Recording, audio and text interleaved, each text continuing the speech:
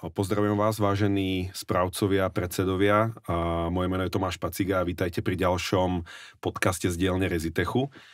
Tentokrát sa budeme venovať elektronickému hlasovaniu a digitalizácii, a to v zmysle, ako ich mať hlavne právne v poriadku. Vítam hostia, advokáta Mareka Valachoviča. Marek, vítaj u nás. Dobrý deň, prajem. Takže zobrali sme si takúto renovovanú posilu na zodpovedanie týchto otázok.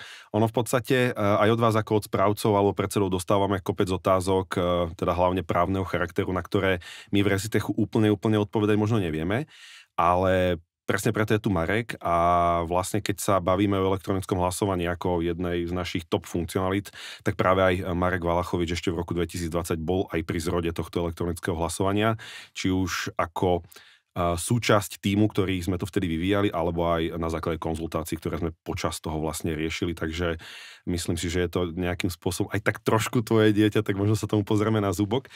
A zároveň v tomto dieli si povieme aj možno, že čo nás čaká, keďže bytový zákon číslo 182 je práve v novelizácii. A teda Marek, vítam ťa, Marek doniesol aj takýto darček, kľudne o tom povedz, o čo ide. My v podstate potom vám pošleme možno aj v e-mailoch tento diel, dáme tam možno nejakú otázku a čo je podstatné je, že budeme súťažiť, alebo teda vy budete súťažiť o túto knihu a niekto ju dostane. Takže aj takýto malý darček si tu Marek pre vás pripravil. Takže Marek, ešte raz vítaj. Ďakujem pekne za pozvanie. Tak na úvod možno k tej knižke poviem, keď už teda ju tu máme, že zabrala mi 5 rokov života, tak myslím si, že už správcovia, alebo aj subjekty, ktoré sa pohybujú v tejto branži, tak ju registrujú. Vyšlo to zhruba pred tým rokom, pred Vianocami roku 2023. Je to v podstate odborný výklad k bytovému zákonu, ako si hovoril 182. Aj ho budeme dneska veľakrát spomínať a teda používame pre neho tej bežnej reči slovo, pojem bytový zákon. Tým, že vlastne je z roku 1993, tak tie základy a vlastne celá konštrukcia toho predpisu je vlastne zodpovedať tej dobe, v ktorej bol tvorený, aj napriek početným novelizáciám, ktorých je dneska asi 23 a tá posledná je myslím 24, čo je momentálne v parlamente, čiže som rád teda, že táto kniha za ten necelý rok, aj keď to je v podstate reálne druhé vydanie tejto publikácie, prvé vyšlo v roku 2012, malo pomerne pozitívny ohlas a to druhé myslím si, že tiež má pozitívny ohlas, takže pre tých, ktorí ho ešte nemáte a čakáte na tú knižku, tak je možnosť dneska ju nejakým spôsobom v rámci aj tohto podcastu otázok potom získať, ale v prvom rade by sme sa asi mali baviť naozaj o tom, čo tomu zákonu chýba a jedno z tých vecí, ktorá vlastne dlhodobo v tom zákone chýbala, je tá samotná elektronická komunikácia a veci s ňou spojené. No super, to sa samozrejme tešíme, že to teda asi smeruje k úspechu, však o tom nám porozprávaš. Ale keď pôjdeme po poriadku, tak Marek, čo si vlastne myslíš o celkovo možno tej digitalizácii bytových domov? Že čo to z tvojho pohľadu znamená? Určite je to dobrá vec, nielen pre bytové domy, ale celkovo. Myslím si, že tá doba za tých 30 rokov jednoducho pokročila a či chceme, či nechceme, dneska v podstate aj tie smartfóny už má prakticky každý, aj dôchodca a je to na jednej strane užitočná pomôcka, do života veľa to vecí uľahčuje, na druhej strane niekedy, vidím to aj napríklad na svojich deťoch, že niekedy to robí aj zlobu, ale pokiaľ sa bavíme o tých bytových domoch, tak ten zákon napriek tomu, že tá digitalizácia tu už nejaký ten rok je, a v tej internetovej dobe žijeme naozaj už, ja čo si pamätám, už koncom 90. rokov v podstate bol internet u nás. Samozrejme bol taký dostupný, ako je dneska, ale napriek tomu, keď si pozrieme, tak ten bytový zákon na tú elektronizáciu alebo digitalizáciu reflektuje možno v dvoch ustanoveniach, a to v súvislosti s webovým sídlom správcu, na ktorom má povinne zverejňovať nejaké písomnosti, cenové ponuky a tak ďalej, ale potom je tam ešte vlastne zmienka o e-mailových adresách a v rámci toho, čo správca je opravený spracovať. Hej. Sú tam nejaké osobné údaje vlastníkov, ktoré môže zo zákona spracovať. No a to je v podstate všetko. Čiže keď sa budem baviť o tom, že ako je to v tejto oblasti, v tom zákone, tak je to veľmi žalostné. Práve tá novela, ktorú sme už načrtli a o ktorej ešte budeme hovoriť, ktorá je momentálne v parlamente, má toto natrvalo priniesť do života vlastníkov a iných osôb, samozrejme aj správcov v bytových domoch, a nielen bytových, ale v podstate aj nebytových. Tak veríme, že to teda dopadne dobre a že sa to posunie dopredu, lebo v podstate aj u nás tie bytové domy a zákazníci, správcovia, vlastníci, čo nás používajú, tak vlastne jedna vec je, že samozrejme je to určené aj pre ľudí, ktorí žijú na tej danej adrese, kde vlastnia danú nehnuteľnosť. Zároveň vnímame, že a to je jedno, není to len výsada veľkých miest, ale naozaj, že na celom Slovensku buď investičné byty, alebo proste, že daná osoba, ktorá je napísaná na LVčku, tam reálne nežije, žije niekde v inom meste. A že presne aj toto je ako keby taký, ako to nazvať, že je to proste priestor pre tú digitalizáciu, hej? Pretože ok, nie som na tej adrese, je nejaká schôdza, hlasovanie, písomné a rôzne veci o rozhodovaní alebo informovaní a práve tie digitálne riešenia ako keby približujú ten možno aj stav toho domu tomu človeku, ktorý tam nežije.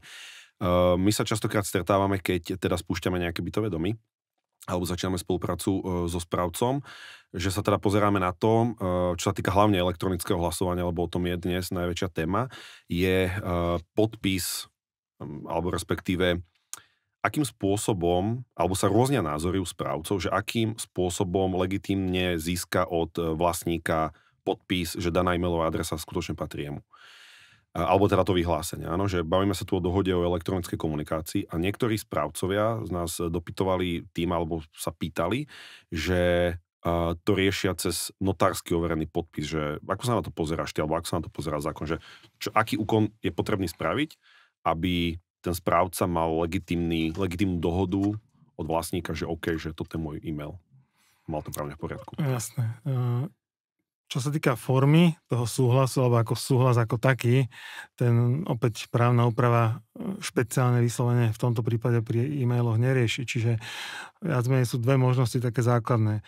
Buď si správca priamo do zmluvy o výkone správy zakotví klauzulu, že zmluvné strany, teda vlastníci a správca sa dohodli, že budú pri výkone správy, vrátane zasielania rôznych oznámení, len ročných vyúčtovaní, ale akýchkoľvek oznámení, ktoré štandardne sa pri nedigitalizovanej forme posielajú teda poštou, tak sa budú posielať elektronicky.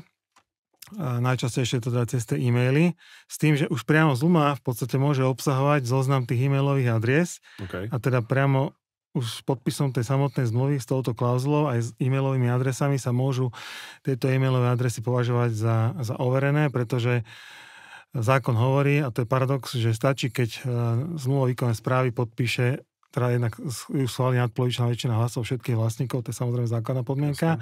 A druhá, že tam musí byť overený podpis, to je podstatná náležitosť zmluvy od roku 2018, jednak správcu a jednak osoby poverené za vlastníkov tú zmluvu podpísať. Čiže to je jedna z tých možností, to znamená priamo v zozname vlastníkov, ktorý väčšinou tvorí prílohu tej zmluvy, alebo niekedy je odkaz na list vlastníctva, ale už som mal aj také zmluvy, kde vyslovene boli mená, priezviská, adresy e-mailové, adresy tých vlastníkov, čiže to je jedna z možností.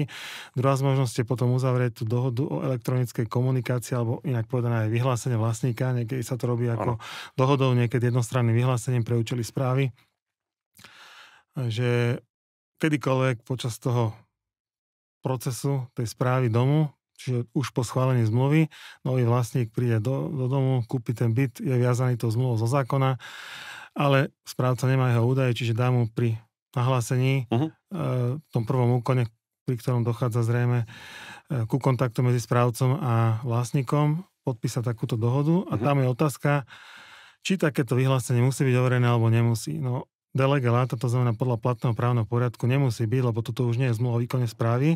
Je to nejaké individuálne vyhlásenie, ktorým sa len potvrdzuje tá adresa.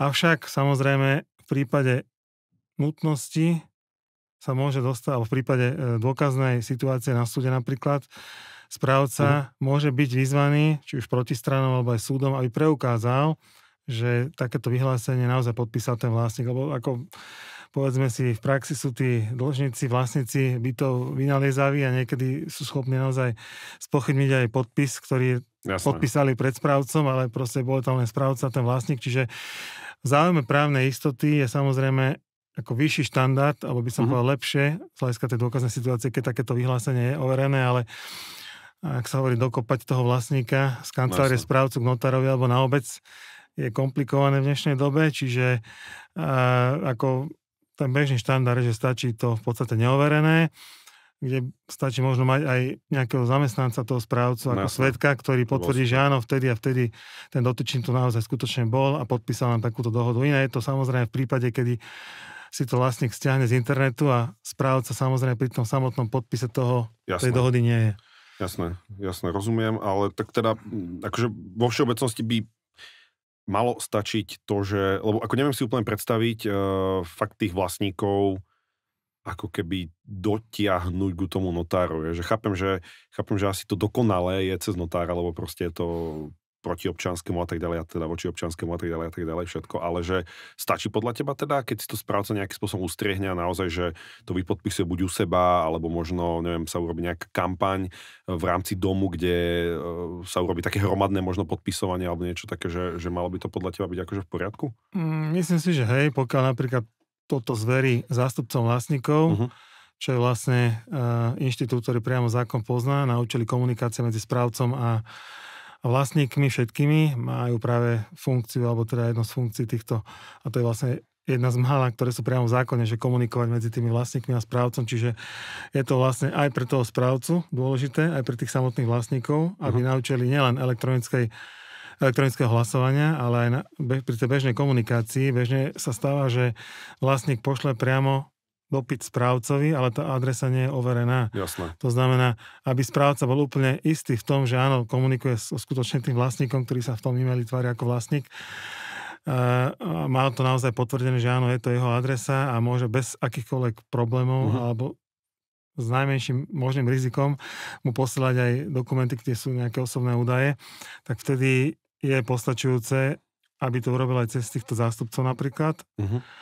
Ale tiež musí myslieť na to, že mal by mať zabezpečené napríklad vyhlásenie týchto zástupcov, že vtedy a vtedy obehali v dome vlastníkov, dali im podpísať menovite týmto, ktorí podpísali tie vyhlásenia a naozaj to pred nimi v podstate ako keby, nechcem povedať, že nahradili notár, alebo notár je predsa len orgán verejnej moci, ktorý to má zo zákona zverené. Toto sa bavíme, že sme v rovine súkromného práva, ale to čestné vyhlásenie tých zástupcov pomôže správcovi minimálne v tom, že keď príde na ten prípad, čo som spomínal a vlastník spochybní to, že vôbec niekedy dal takéto vyhlásenie a ten zástupca vlastníkov sa napríklad už odsťahuje z toho domu, nemusí tam bývať, ale proste nie je k dispozícii, tak už potom ho ťažko človek zloženie, ale keď bude mať správca k dispozícii stále to vyhlásenie tých zástupcov, že jednoducho pred nimi to tí vlastníci podpísali, tak si myslím, že by to nemal byť problém v rámci súdneho konania. Jasné, akože ono je to super vlastne aj, lebo tu ideme na takú úplne že líniu dodržať to ako keby na 100% si dovolím tvrdiť, čo je vlastne super, lebo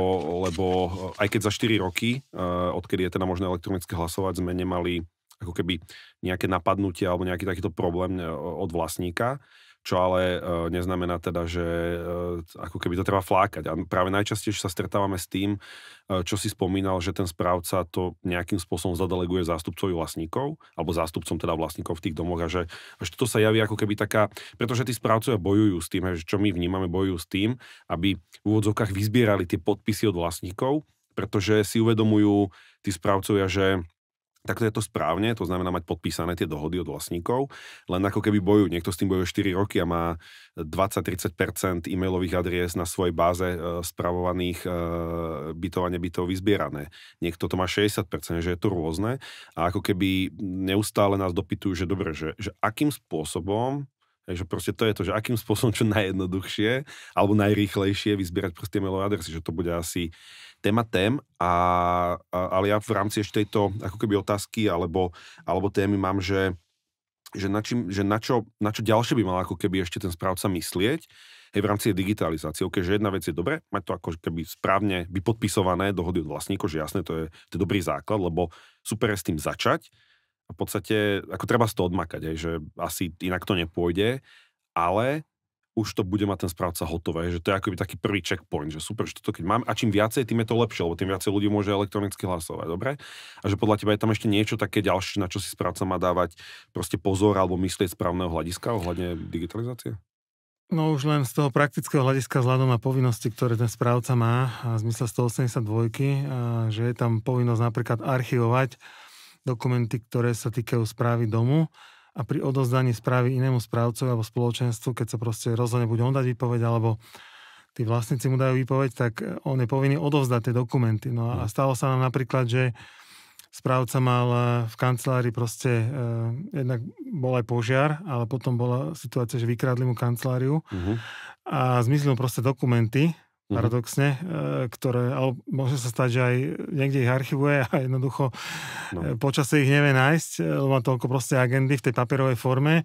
Čiže tá digitalizácia, pokiaľ to má zálohované, je to proste na nejakom nosiči, ktorý v zásade by mal byť k dispozícii a po nejakú, v podstate nech sa povedať, že do nekonečna navždy, ale myslím si, že dosť dlhú dobu a vie sa k tomu dostať, pokiaľ to má na viacerých zdrojoch, aj proste keby jeden stratil, tak má to proste niekde na serveri alebo na USB kľúči alebo proste na nejakom vzdialenom úložisku, ktoré samozrejme tiež malo byť zabezpečené. To znamená, povinnosti, ktoré má, by som povedal, priamo predurčujú toho správcu, že ak naozaj chce ísť dobou a vyhnúť sa týmto problémom, ktorým sa spôsobil strata, krádež, poškodenie proste z rôznych dôvodov, tak skôr či neskôr by na tú digitalizáciu asi mal sám pristúpiť, lebo zase nemôžeme asi, treba povedať na druhú rovinu, zákon by nemal prikazovať, že musí robiť digitálne, lebo stále sú to správcovia, ktorí to proste, pre nich je papier, sú tak naučení, robia s tým 20, 30, 50 rokov možno. Takže mala by to byť alternatívna forma, tak to v podstate aj je. Teraz, že to nikto nikomu neprikazuje, ale treba povedať, že ako vám to môže uľahčiť život v tých situáciách, ktoré napríklad pri tom odovzdaní správy, alebo mali sme prípad súdny spor, kde správca odovzdal agendu, ale po určitom čase musel byť vypočutý ako svedok v súvislosti s nejakým starým ročným vyúčtovaním. A samozrejme, že to vyúčtovanie jednoducho nebolo k dispozícii, hej, ten správca už proste nemal, bolo to v podobe archivácie, čiže už nemal dôvod to ani mať v nejakej elektronickej podobe. A tam by vstala tá potreba, alebo tam sme riešili tú otázku, že keby to mal v tej forme, tak to iba vyťahne. Samozrejme, ochrana osobných údajov tiež ako všeobecné nariadenie aj zákon počítajú s tým, že aj po ukončení toho zmluvného vzťahu ešte je oprávnený tie osobné údaje spracovať, čiže z tohto problému nevznikol problém. Vznikol problém, že nebolo to digitalizované a bolo problém potom preukázať obsah toho úkonu, či už to bola zápisnica zo schôdze alebo proste ročné vyúčtovanie, to je taký najčastejší prípad, keď vymáhame pohľadávky a jednoducho tie dokumenty nie sú, tak proste ako preukážete tomu súdu, že proste ten vlastník to dostal v takomto znení. Áno, ono presne to si veľmi dobre povedal, lebo dnešná téma je o tej aj digitalizácii a elektronickom hlasovaní a práve ako tak aj pomyselne v Rezitechu umožňujeme tieto dve témy. Jedna je presne aj to archivovanie, že u nás si aj na to nabádame, že proste archivujte tam aj tie rôzne dokumenty. Samotné elektronické hlasovanie sa archivuje automatizovane, hej, keďže sa to robí cez Rezitech.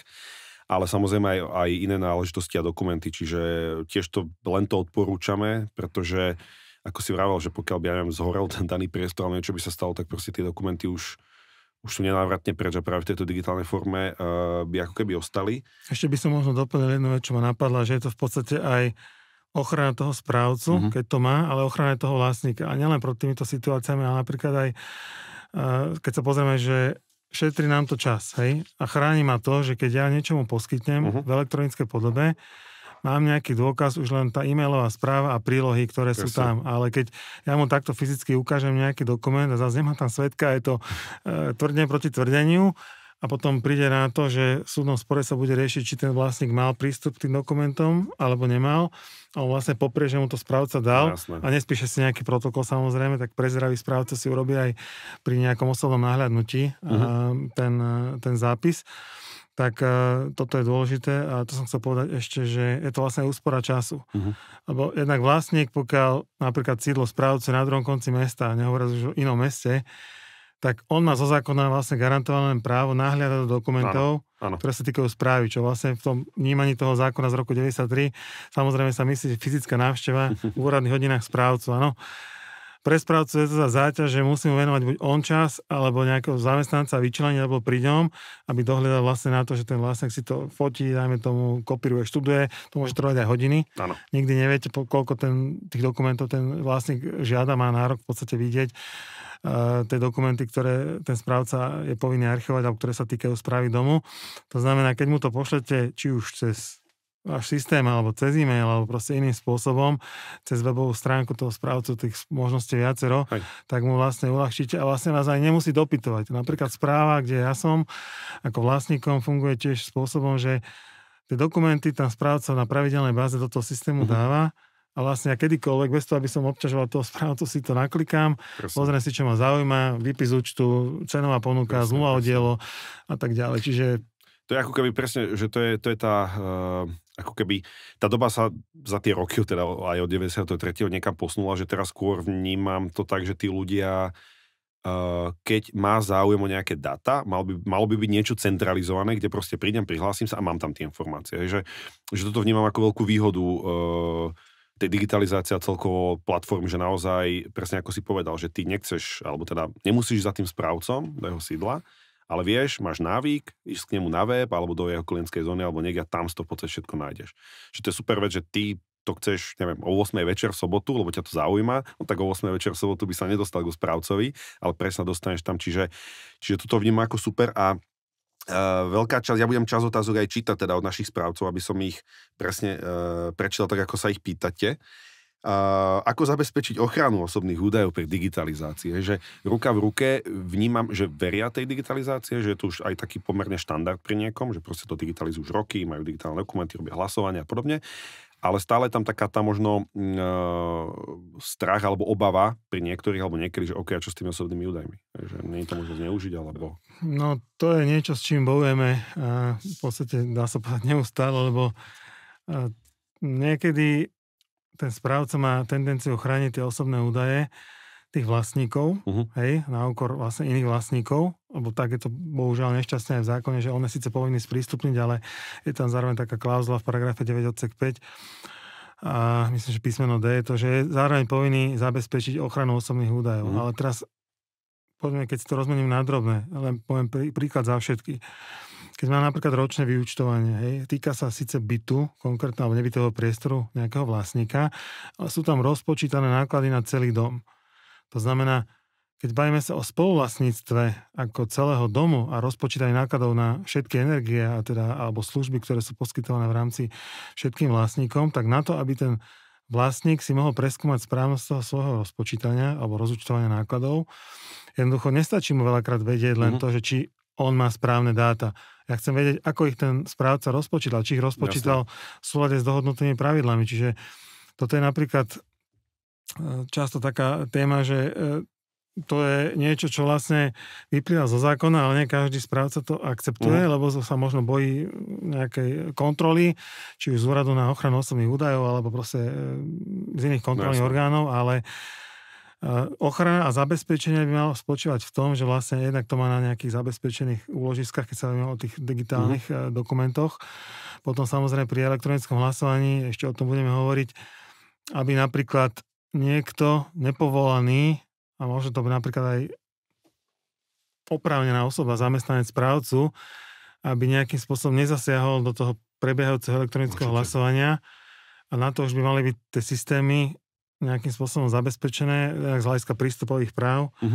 A o tom budeme hovoriť možno neskôr ešte, ale napríklad pri tom jednoduchom e-maili, keď sa zhromažďujú e-mailové adresy alebo e-maily, elektronické hlasy na e-maile konkrétneho správcu, tak predpokladám, že keď ten správca je veľký, tak na tú e-mailovú adresu má prístup viacero osôb. Hej? A teraz môže sa stať, že aj zamestnanec správcu môže mať tendenciu nejakým spôsobom ovplyvniť to hlasovanie, lebo napríklad je známy nejakého vlastníka. Jasne. Slovensko je malé, čiže na toto by mal ten správca myslieť, ale to už vlastne internom zabezpečení tých svojich systémov IT, čiže to tá e-mailová adresa, nehovorím teraz o nejakej bežnej gmailovej adrese, lebo takto väčšinou robia vlastníci, ale pokiaľ to má normálne, že vlastnú nejakú domenu, vlastný server a celé to zabezpečenie, tak to už vlastne je vecou toho správcu. On je povinný tú ochranu zabezpečiť, ale chcem, aby sa aj vlastne dostal do povedomia, že tá ochrana osobných údajov tiež má nejaké hranice. Napríklad v tom prvom prípade by to tiež správcovia nemali niekedy zneužívať a znemožniť tým vlastne zabezpečiť tomu vlastníkovi prístup. Mal som prípady, kedy vlastne bol problém sprístupniť zápisnicu o písomnom hlasovaní. A teraz vlastník, pokiaľ nemal informáciu o tom, kto ako hlasoval, nemal možnosť preskúmať to hlasovanie ako celok, výsledok hlasovania a teda má znemožnené vlastne argumenty do tej žaloby. Čiže toto je tiež niečo, čo už našťastie aj ten úrad na ochranu osobných údajov a myslím, že aj v našom komentári sme to citovali, že toto vlastne, tuto nemôže sa správca odoľovať, že toto je niečo, čo podľa osobných údajov, lebo zasa je to rozhodovanie spoluvlastníkov v rámci bytového domu, čiže tam je úplne v poriadku, keď ja viem, ako všetci hlasovali. Keď som na schôdzi, tiež vidím, ako všetci hlasovali. Čiže pri písomnom hlasovaní tam nie je dôvod robiť nejaké tajnosti. Jasné. OK, super. A vlastne si aj pekne premostil teda na to elektronické hlasovanie, že dobre, máme ho tu v podstate od roku 2020, pomohla nám k tomu pandémia. My to vnímame ako super posun v tom, že naozaj sa teda umožnilo, pretože bežne na to písomné hlasovanie alebo na schôdzu ti dojde proste 10 ľudí z 50, ostatní neprídu z rôznych dôvodov. Stretávame sa s tým bežne u tých správcov. Znova, či sú to buď ľudia nebývajú na tých adresách, alebo ako keby to nemajú o to záujem. Skrátka nedojdu. To kvórum je niekedy dosiahnuť veľký problém na písomnom hlasovaní. Bez elektronického, teda teraz ešte rozprávam ako keby historicky. A aj keď sú nejaké vážne témy, alebo teda ťažšie otázky, kde to kvórum je dvojtretinové alebo možno aj viac, tak naozaj vnímame to, že to je proste problém to dosiahnuť. A práve tým elektronickým hlasovaním, čo za tie 4 roky, odkedy teda je v platnosti, vnímame, že naozaj tá kombinácia písomného hlasovania, kde naozaj tí povedzme starší ľudia alebo tí, čo majú návyk chodiť, tak chodia stále. A na druhú stranu tí ľudia, ktorí nemali návyk chodiť vôbec, alebo proste ani o tom nevedeli kopeckrát, lebo tam proste nežije, tak využíva túto formu. A vnímame ten rozdiel, že kdežto v tom, ako keby keď bolo iba písomné hlasovanie a prišli na to písomné iba tí, povedzme, starší ľudia, tak boli veľmi nahnevaní, lebo nevedeli si odhlasovať to, čo potrebovali nutne.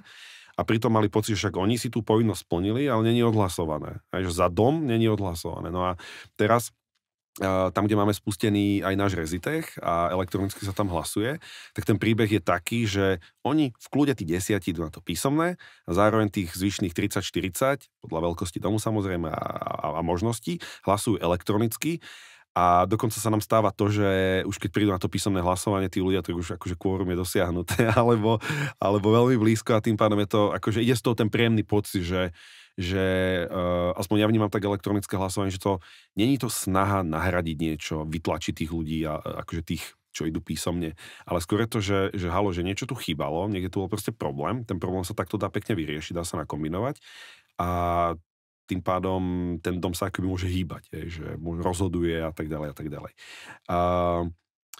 Čo si ty ale myslíš? Toto si ja myslím o elektronickom hlasovaní, vidím to teda z pohľadu správcov, ktorí to používajú, ale čo si teda ty myslíš o tom elektronickom hlasovaní? A mám tu otázku, že či si niekedy vyskúšal naše hlasovanie, ale s tým, že si bol vlastne aj pri tvorbe toho, tak neviem, či to je úplne relevantná otázka, ale teda, čo si o tom myslíš, o tom celkovo o tom hlasovaní a možno ak môže aj nejakú vetu k tomu nášmu teda elektronickému hlasovaniu.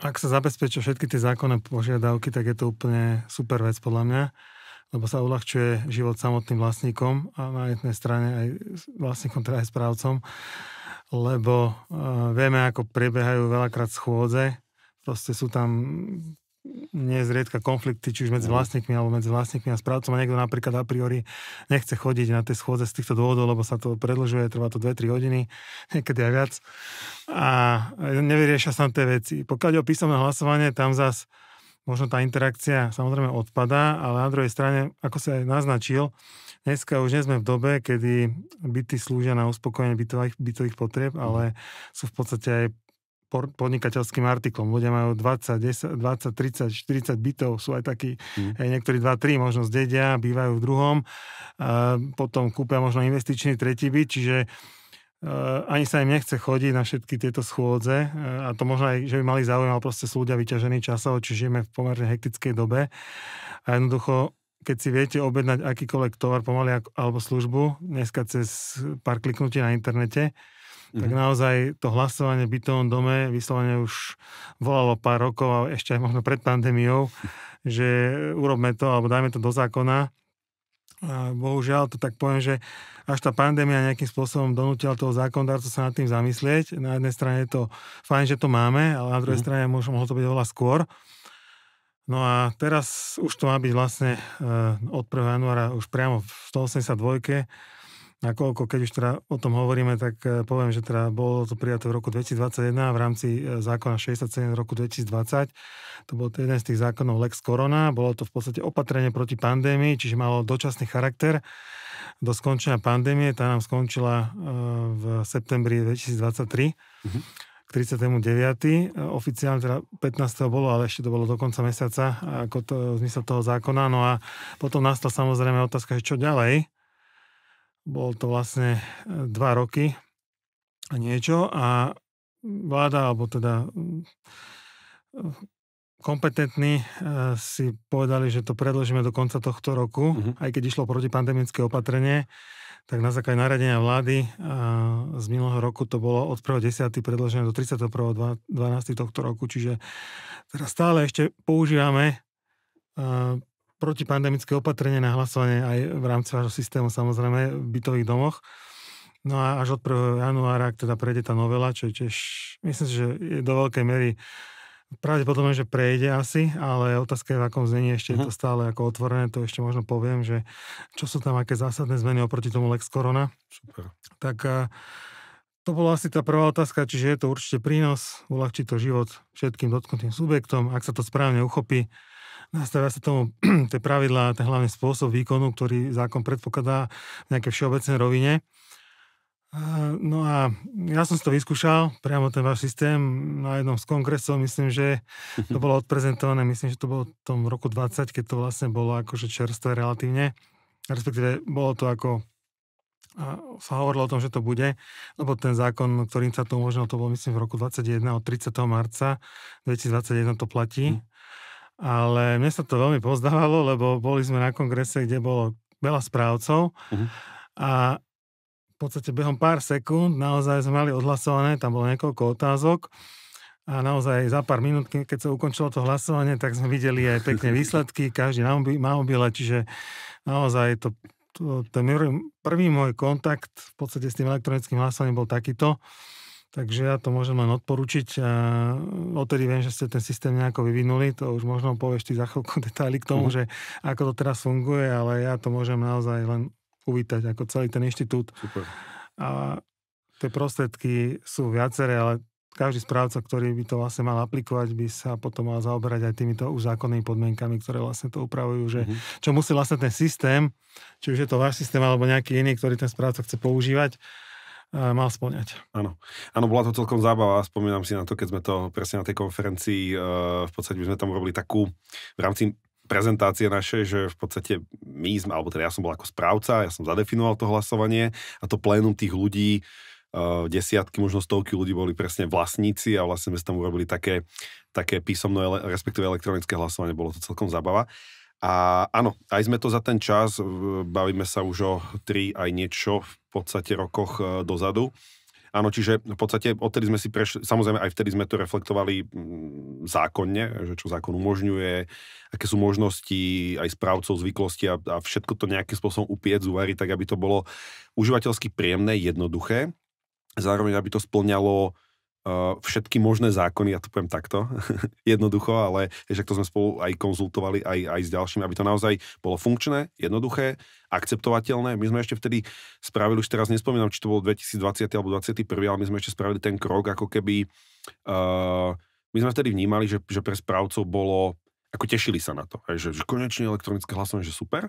A keď sme to vtedy dali vonku, tak bola tam taká obava, že OK, ale teraz, neviem, bude to akceptovať štátny fond, bude to akceptovať banka, keď robím úver. Že v podstate, ako mali obavy, že z tých ťažších hlasovaní, alebo taký náročnejšie otázky, že ktoré sú naozaj veľmi nejaké podstatné, že či to vlastne bude akceptovateľné. A my sme vlastne vtedy ešte urobili takú prácu naviac, že sme obehali tieto úrady, inštitúcie, banky, a tak ďalej. A vlastne sme im to dali v podstate zauditovať, alebo sme im ukázali, že pozrite sa, že takýto je zákon, tak toto máme. A máme na vás jednoduchú otázku, že keď správca toto vám donesie ako výsledok z hlasovania, že budete to akceptovať, a v podstate tam bolo jednohlasne, že áno. Ale to som bral ako, aspoň tak som to vnímal, ten milník toho, že naozaj to išlo do praxe, že ešte si potrebovali tí správcovia, akoby v tom celom postupe si akoby poriešiť, OK, že už keď idem do niečoho takého, to chcem eliminovať to riziko. A vlastne preto tu sedíme, že jedna vec je možno aj ten trh eliminovať riziko v rámci toho, či mi to bude ten štátny fond a tak ďalej akceptovať, že to už máme akoby za sebou. A teda stále sú tu tie právne že veci, že, okay, že zase to znižujeme to riziko.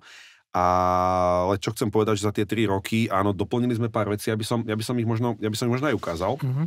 A vlastne, ak ťa môžem poprosiť aj popri tom, možno aj zodpovedať mi otázku a nejako by sme tak nakombinovali, že ja možno niečo aj ukážem, ty to povieš, alebo skrátka nejako sa s tým pohrajme ten právny názor versus ako to máme spravené. A vlastne, že je to aj v takej téme, ktorá zaujíma správcov, že, okay, že podľa čoho by si mali vyberať elektronické hlasovanie, že či existujú nejaké právne požiadavky o elektronické hlasovanie a podobne. A ja by som možno aj ukázal to naše, ak môžeš, kľudne začni ty a ja sa do toho šupnem tou prezentáciou našej apky. Dobre, takže stále budem vychádzať z toho stavu, ktorý platí stále dnešnému dňu. Čiže k 16.10.2024, keď ešte stále platí to protipandemické opatrenie, respektíve ten paragraf 36F zákona 67.2020.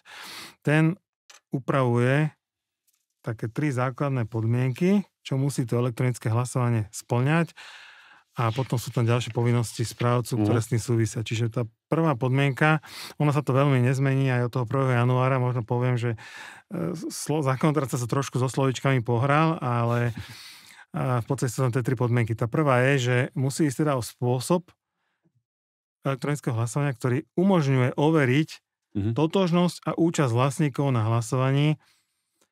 A teraz tá totožnosť paradoxne od 1. januára vypadne a doplní sa tam, že vylučujúci akúkoľvek zameniteľnosť. To znamená, jednoducho musí mať istotu, že ten, od ktorého mi príde ten hlas, elektronický hlas, keď mi príde, buď do e-mailovej schránky, alebo proste v tom nejakom úložisku, v tom vašom systéme, keď sa na to pozriem a uvidím, že je to Ferko Mrkvička z bytu číslo 2 na 2. poschodí, tak naozaj mám stotoženého toho vlastníka, nielen podľa LVčka, ale že skutočne je to ten jeho hlas, ktorý viem aj potom v prípade potreby samozrejme preukázať, čo sme hovorili už o tých vyhláseniach, že jednoducho je tam tá jeho e-mailová adresa, na základe ktorej je on identifikovaný v tom vašom systéme. Jasné. Dobre, tak ja to v podstate asi budem aj ukazovať. Kľudne to aj možno okomentujú, alebo to okomentujem ja, nejako to rozdelíme. V podstate pre tých z vás, čo to možno vidíte prvýkrát, tak nebudem prezentovať úplne celý Rezitek, naozaj len tú tému elektronického hlasovania, ale teda takto vyzerá náš nástroj. A keď si tam vlastne hlasovanie, tak ja tu mám možnosť, alebo respektíve zahrám sa teraz na takého správcu a tým pánom ja tu mám možnosť vlastne to hlasovanie otvoriť. Hej. Čiže dám tam názov hlasovania. Dáme to Valachovič. Dáme tam tvoje meno, aby sme vedeli, o čo sa jedná. Samozrejme, tu je správca, si dá popis samotného hlasovania. Vážení vlastníci a tak ďalej a tak ďalej. Pokiaľ hlasujú, alebo respektíve zmyslom otázok sú aj nejaké cenové ponuky alebo nejaké dovysvetlenia, tak sa tam môže v rámci aj transparentnosti, lebo ako vnímame znova, že to elektronické hlasovanie je aj nejako, musí byť transparentné. Aj to, čo spomínala tá prvá podmienka, že musí byť zabezpečená, aby naozaj ten, kto má právo hlasovať, hlasoval. Ďalšie podmienky, o ktorých sa asi budeme baviť, je, že aby to nebolo nejakým spôsobom zneužiteľné, alebo rôzne veci, čiže toto je skôr také transparentné, že dám tam, myslím toto konkrétne, že dám tam nejaké prílohy. No poviem príklad, keď ideme hlasovať napríklad o zmluve o úvere, alebo zmluve o zabezpečení úveru, či už so štátnym fondom, alebo s bankou nejakou, alebo aj samotné hlasovanie o zmluve výkonnej správy s novým správcom, tak jednoducho je by som bol priamo podmienkou, že keď dávam súhlas s nejakou zmluvou, tak pri písomnom hlasovaní by mala byť tá zmluva, alebo návrh zmluvy, o ktorej sa ide hlasovať, súčasťou tej hlasovacej listiny, pretože keď príde vlastník, ktorý si to neštudoval predtým, tak môže mať právo si to pozrieť priamo pri tom hlasovaní a na základe toho odhlasovať.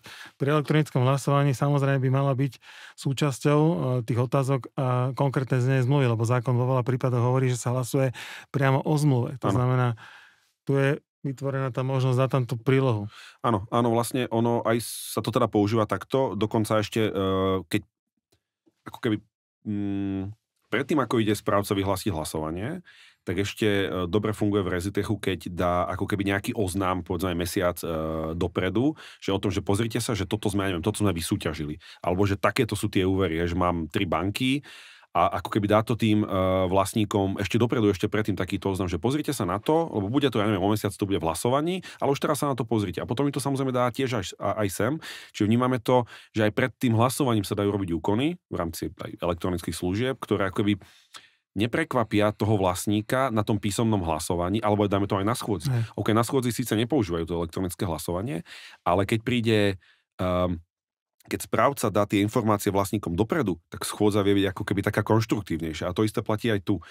Čiže, ale samozrejme vie aj sem dať tie prílohy správca. Potom, napríklad, keď sa bavíme o výbere nejakého zhotoviteľa, tak štandardne to funguje tak, že máme nejaké cenové ponuky, je vytvorená nejaká komisia, ktorá posudzuje ponuky a na základe odporúčania komisie potom správca dá väčšinou jedného vybraného, niekedy býva viac, ale tam sú nejaké iné potom s tým rizika, to teraz nebudeme rozoberať, ale proste vybere jeden subjekt do toho hlasovania. Ale to je dôležitá vec, treba povedať, že rozdiel medzi elektronickým hlasovaním a písomným hlasovaním je v tom, že aj podľa teraz platného zákona, aj podľa nového, ktorý bude od 1. januára, ktorá bude tá novela prijatá, bude môcť ten vlastník hlasovať elektronicky už od momentu doručenia oznámenia. To znamená, pokiaľ oznámenie o hlasovaní, myslím samozrejme. Čiže bude nejaké písomné hlasovanie, ktoré takýmto spôsobom správca vyhlási, ale je povinnosťou 7 dní vopred zaslať vlastníkovi pred začiatkom toho hlasovania, to znamená pred jeho začatím, to znamená nejaký termín, dáme tomu mesiac, a 7 dní dopredu musí doručiť správca a zásah môže aj v listinnej forme, aj v elektronickej, pokiaľ to má dohodnuté. Čiže to je tá jedna z výhod, že zákon hovorí, že sa bude v listinnej forme doručovať, ak sa zmluvné strany dohodnú inak. Čiže ja si môžem dohodnúť to elektronické doručovanie aj tých oznámení v podstate do mailov alebo iným spôsobom elektronickým. To znamená, odbremením sa aj z hľadiska tejto administratívy, že nemusím každému do schránok hádzať ten papier, ak sa hovorí. Ale vrátim sa teda k tomu, čiže mám to oznámenie a už v rámci oznámenia, ja keď chcem už hlasovať, dáme tomu v deň, keď dostanem to oznámenie, tak mal by som mať ako prílohu ten dokument, o ktorom vlastne budem hlasovať. Jasné, to je super a ja vám to teda tu ukážem, že tým pánom tu si vyberám ako keby vybral som si adresu, keďže som správca, mám 50, 100, alebo teda niekoľko bytových domov, vyberám si adresu, na ktorej beží to písomné hlasovanie, respektíve s elektronickým, čiže teraz si robím to elektronické, vyberiem si začiatok hlasovania. Hej. Tak ako si spomínal, teraz budeme demonštrovať to, že týmto vyhlásením vlastne môžu aj od tohto momentu hlasovať tí vlastníci. Od doručenia toho oznámenia. Čiže keď kliknutím do tohto systému sa to automaticky rozpošle tým vlastníkom, dáme tomu na tej e-maily. Áno. A tým sa považuje, že to je vlastne doručené podľa paragrafu 14a odsek 1 a 2, to oznámenie o hlasovaní.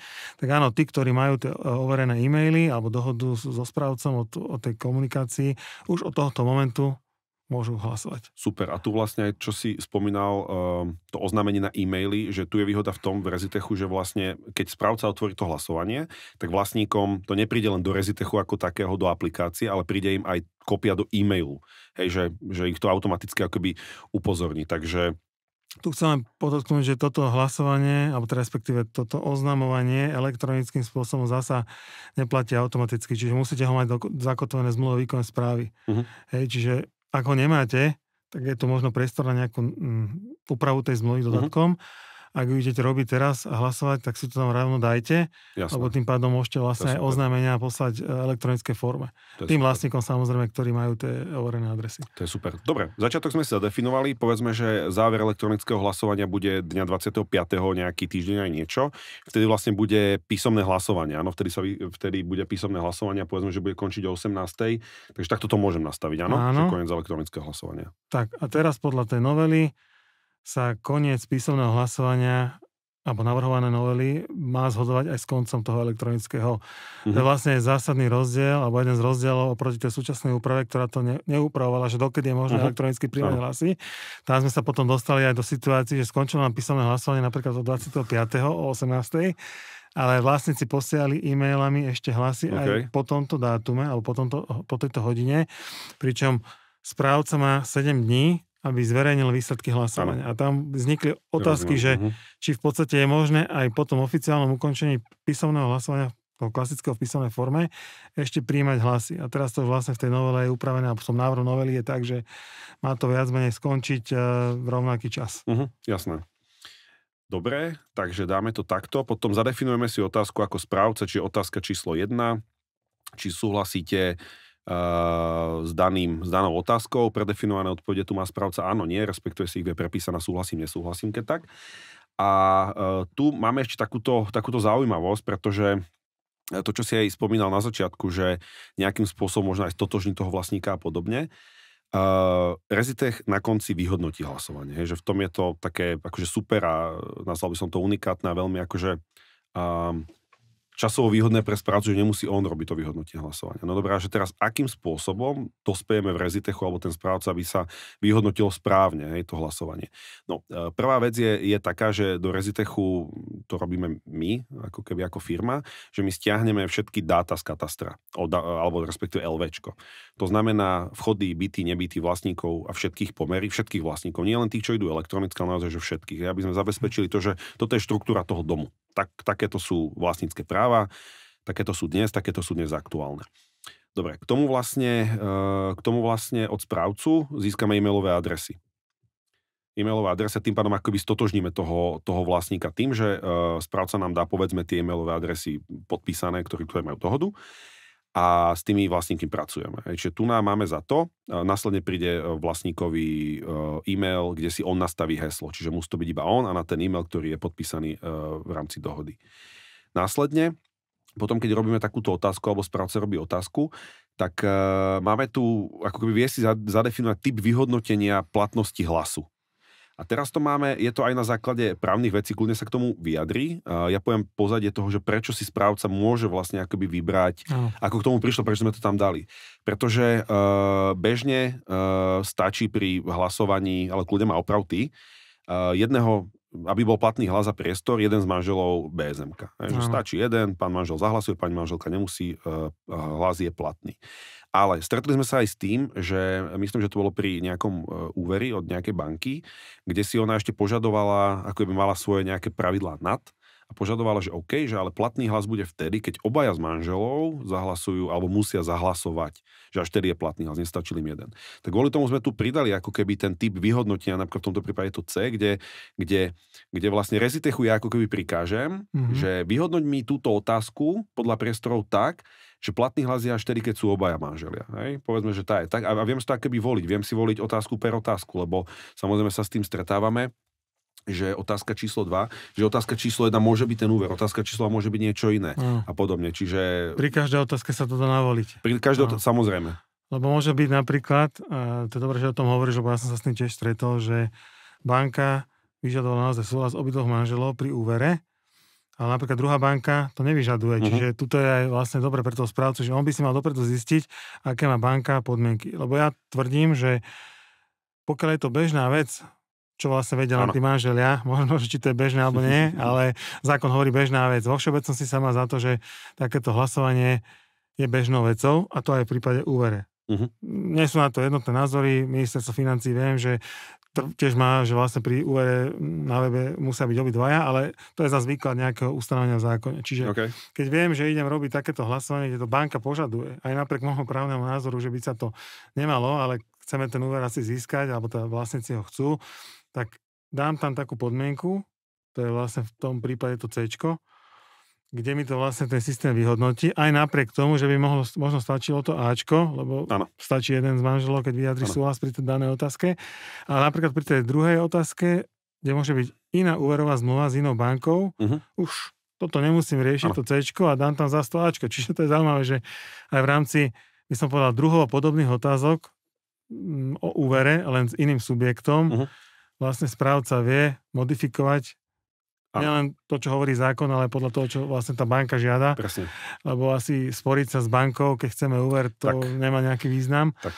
A tí vlastníci majú tu možnosť vlastne tiež aj na základe tých informácií, ktoré možno ich správca dá, sa pripraviť, že môžu byť manželia, ktorí sú v rozhodovom konaní, ešte nie sú rozvedení, žijú oddelenie, ale napríklad chcú obidvaja ten úver, alebo naopak, že jednoducho nebýva tam jeden, robí sa to proste spôsobom, že ten klasický spôsob nie je elektronický, že sa chodí po tých vlastníkoch A tá informačná kampaň by mala byť aj v tomto smere voči tým vlastníkom, že keď Áno. budete hlasovať o tejto otázke, zabezpečte si Áno. aj manželku alebo manžela, to už či elektronicky alebo písomne, jednoducho, aby tam ten súhlas bol. Tak, presne ako vravíš, dokonca samozrejme je možné, že aj niekto príde písomne, niekto elektronické, že v rámci toho alebo tých manželov, že jeden príde písomne, druhý elektronicky. Aj to sa môže stať, samozrejme. Stať sa to môže a práve tieto všetky ako keby možnosti sú tu reflektované, hej, že možno nie takto všetky tu vieme hneď ukázať naprvo, ale v podstate akýkoľvek typ listu vlastníctva, akékoľvek spoluvlastníctvo, dokonca aj keď sú firmy, spoločnosti a podobne, konatelia,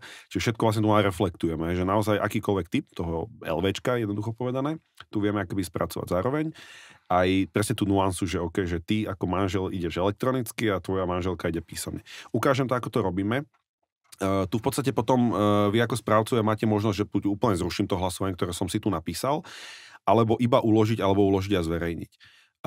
Prečo je to aj to iba uložiť? Pretože je komplikované to hlasovanie, tam neviem, mali sme aj, že ak si dobre pamätám, nejakých 17 otázok, hej, že riešili cez nás v rámci jedného hlasovania, môže tam byť chyba, preklep, neviem čo všetko.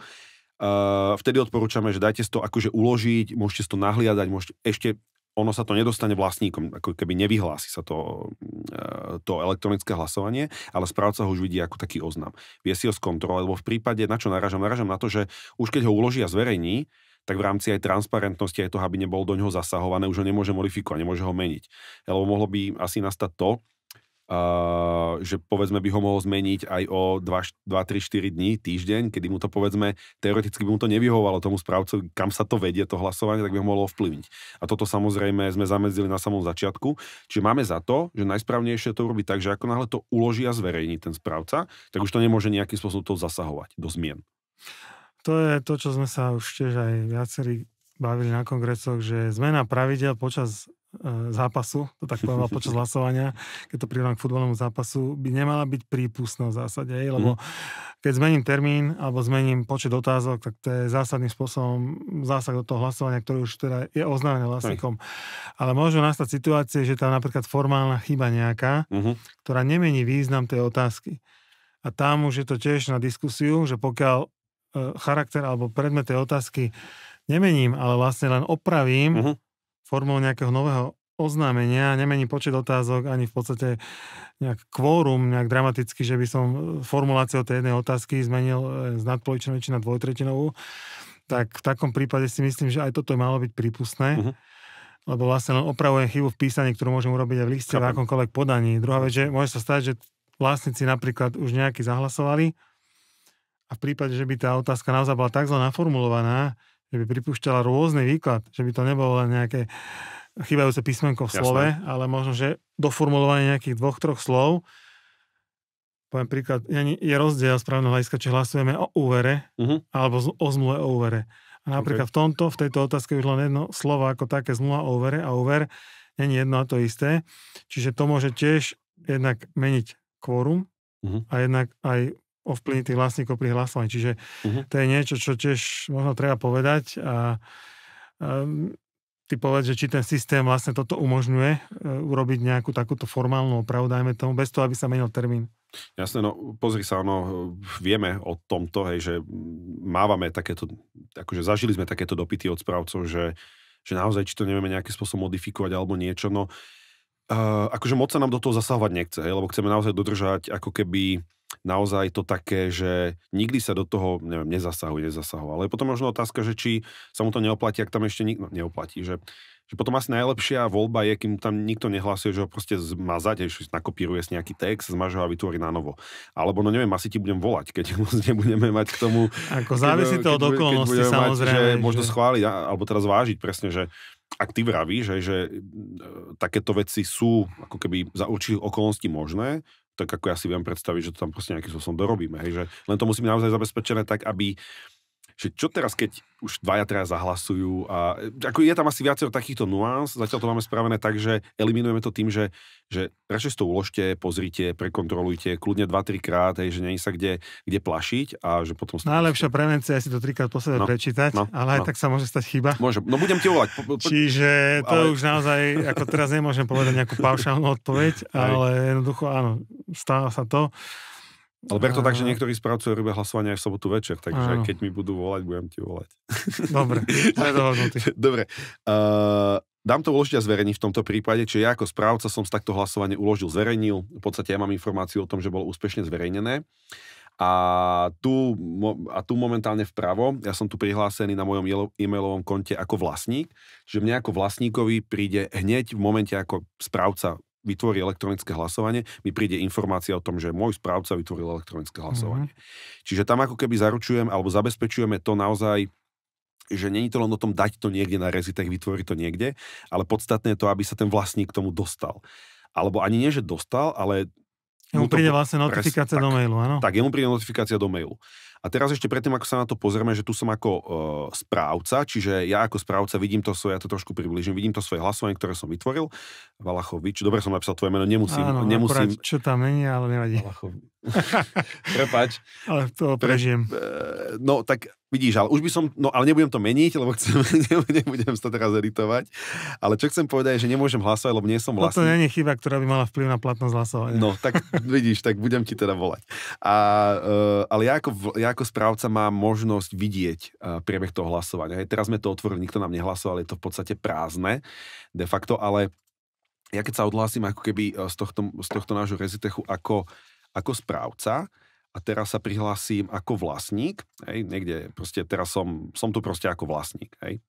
No, idem z tohto preč. V podstate, no, povedz. Tu by sme mali asi povedať aj tú druhú a tretiu podmienku, keď už teda o tom, aby sme to nejak nezanedbali, že z toho prejavu vôle, ktorý ten vlastník pošle, jednak musí byť ten prejav vôle určitý a zrozumiteľný pri hlasovaniu o každej konkrétnej otázke. To znamená, jednak to súvisí s tou formuláciou otázky, ale aj s tým, že či vlastník má alebo nemá možnosť v podstate svoju odpoveď nejakým spôsobom v tom systéme modifikovať, lebo stáva sa, že niekedy sú odpovede vlastníkov pri tých klasických e-mailoch, že je nejaká otázka a on napíše, no súhlasím za predpokladu, jasné, že to ešte bude schválené toto, alebo proste dá tam nejakú podmienku a to už nie je určitý a zrozumiteľný prejav, lebo zákon hovorí v podstate, má by vyjadriť jednoznačne súhlasím alebo nesúhlasím.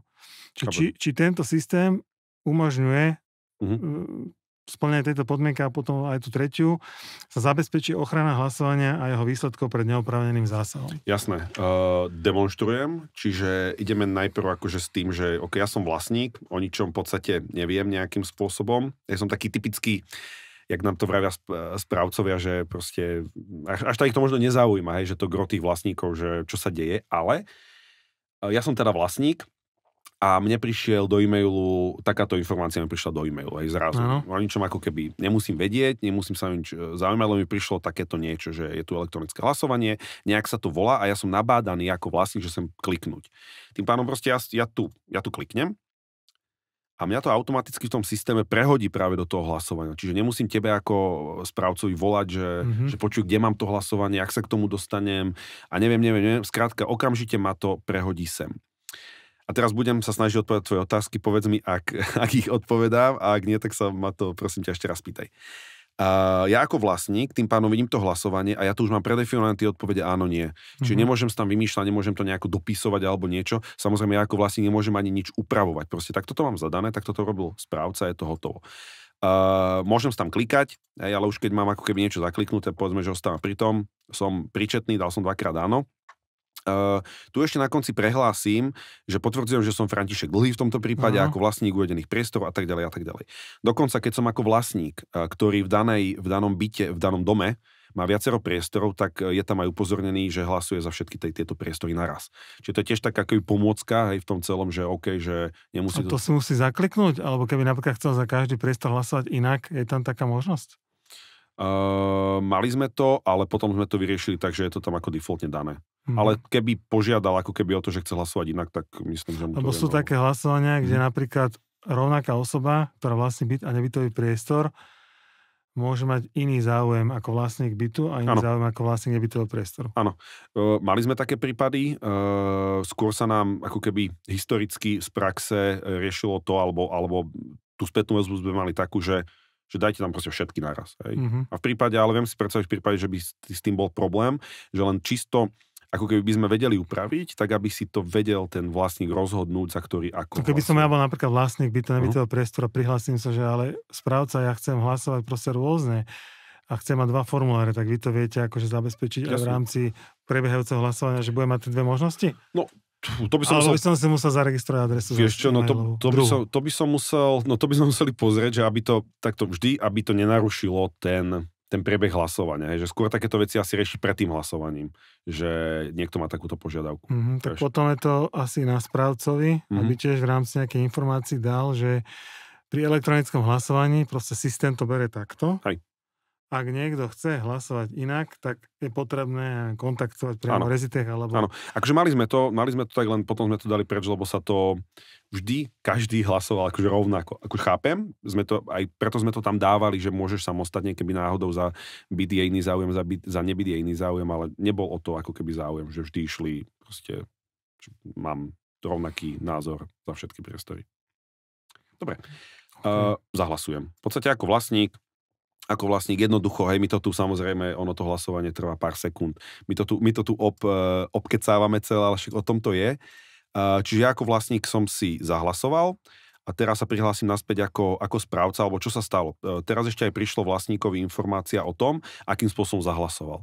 Hej, ano, čiže naozaj je pre ňo, že OK, naozaj to funguje to hlasovanie, takýmto spôsobom zahlasoval a mám o tom stopu, príde mi to aj na e-mail ako vlastníkovi. To je vlastne splnenie tej tretej podmienky, dá sa povedať, že zabezpečí ochranu hlasovania a jeho výsledkov pred neoprávneným zásahom, čiže ako náhle zahlasujem, jednou z tých podmienok ďalších je, že musí bez zbytočného odkladu mu ten, kto organizuje to hlasovanie, potvrdiť prijatie toho hlasu tomu, kto sa zúčastnil. To znamená, mu príde na mail, ako zahlasoval. Áno. Čo vlastne, nehovorím, že úplne zabráni zneužitiu, ale vytvorí mu priestor. Preto keby náhodou sa stalo, že by správca nejakým spôsobom, alebo tretia osoba, sú tu rôzni hackeri, aj keď s týmto som sa ešte ja v praxi nestretol, že by niekto až takto ďaleko išiel, že by nabúral hlasovanie, ale môže sa stať, že správca by napríklad do toho chcel zasiahnuť. Tak teraz treba zodpovedať ešte divákom a poslucháčom, že ako vlastne ten systém je zabezpečený voči tomu, že ja mám istotu, že keď ja sa tam zahlasujem pod svojim jedinečným prihlasovacím menom a heslom, nemôže sa tak iná osoba, ktorá disponuje tými dátami z toho vášho systému. Jasné, no v podstate nemôže, pretože ani správca nemá nejakú právomoc meniť hlasy, upravovať hlasy alebo vydávať sa ako keby za niekoho iného v tom danom Čiže jednoducho tie jedinečné prístupové heslá a mená má len ten vlastník. Áno, správca nevidí prístupové heslá, kódy a tak ďalej toho daného vlastníka. On už vidí vlastne len odhlasovaný hlas. Presne tak, áno. Čiže a toto je vlastne to, áno, tu už vidíme teda, že ten jeden, čo sme boli my, už je zahlasovaný.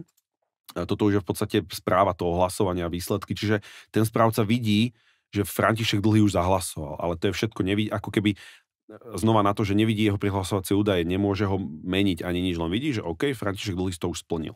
Zároveň vidí menovite, koľko ešte nehlasovali, sme na začiatku hlasovania, čiže máme jedného z 18. Vidí potom platnosť hlasov, vidí teda ako keby aj výsledky toho celého hlasovania, že to bude potom také ako keby podstatné, že výsledky hlasovania... A možno by som tu ešte zdôraznil, keď sme hovorili o tých manželoch, tak rovnaká možnosť vlastne bola aj pri tých podielových spoluvlastníkov, alebo to je tiež väčšiný problém.